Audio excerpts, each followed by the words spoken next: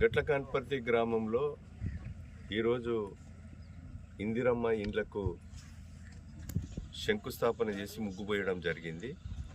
ఈ యొక్క నిరుపేదలు ఎవరైతే ఉన్నారో వాళ్ళందరికీ కూడా ఇండ్లు కట్టియాలనే ఒక దృఢ సంకల్పంతో కాంగ్రెస్ ప్రభుత్వం ఈరోజు రేవంత్ రెడ్డి గారి నాయకత్వంలో సంవత్సరానికి 4.5 లక్షల ఇండ్లు, నియోజకవర్గానికి 3,500 ఇండ్లను ఈ సంవత్సరం ఈ నెలలోనే ముగ్గు పోసి నిరుపేదలకు ఇండ్లు కిరాయికుండి మట్టి గోడలతో వరదలతో కప్పుకున్నటువంటి పేదలకు మొదటి ప్రాధాన్యతగా ఇచ్చి ఆ ఇండ్లు కట్టించే కార్యక్రమం తీసుకోవడం జరిగింది.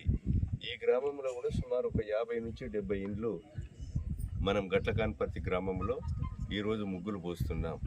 ఇండ్లు త్వరితగతిన పూర్తి చేయండి.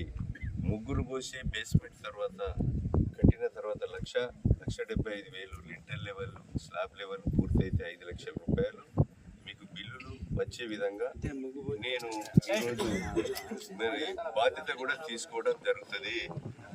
కనుక మీరు పేదలందరికీ ఇల్లు కట్టించే కార్యక్రమం తీసుకోవడం, అదే రకంగా సీసీ రోడ్డు కూడా ఈరోజు 10 లక్షల రూపాయలు దళిత కాలనీలో సీసీ రోడ్లకు కూడా 10 లక్షల రూపాయలు ఈరోజు శంకుస్థాపన చేయడం జరిగింది.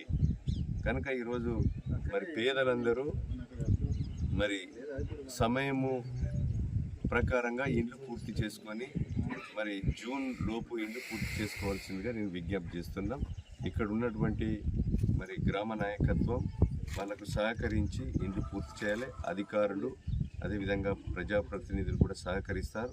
ఎలాంటి లోపం ఉన్నా, ₹1 లంచం తీసుకున్నాడని తెలిసిన ఈరోజు కఠిన చర్యలు తీసుకోవడం జరుగుతుంది. కనుక ఈరోజు ఇండ్ల వసూలు చేసి ₹100 వసూలు చేసిన పార్టీ నుంచి సస్పెండ్ చేస్తాం.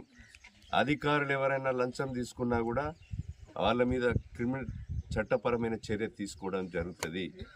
ఈ 2 విషయాలు ప్రజలు గమనించవలసిందిగా కోరుతూ పేదలందరూ సకాలంలో ఇండ్లు కట్టుకొని ఇండ్లు పూర్తి చేసుకోండి. బిల్లులు కూడా ఇప్పించేటువంటి బాధ్యతగా మీ శాసనసభ్యుడు తీసుకుంటాడని తెలియజేస్తున్నారు.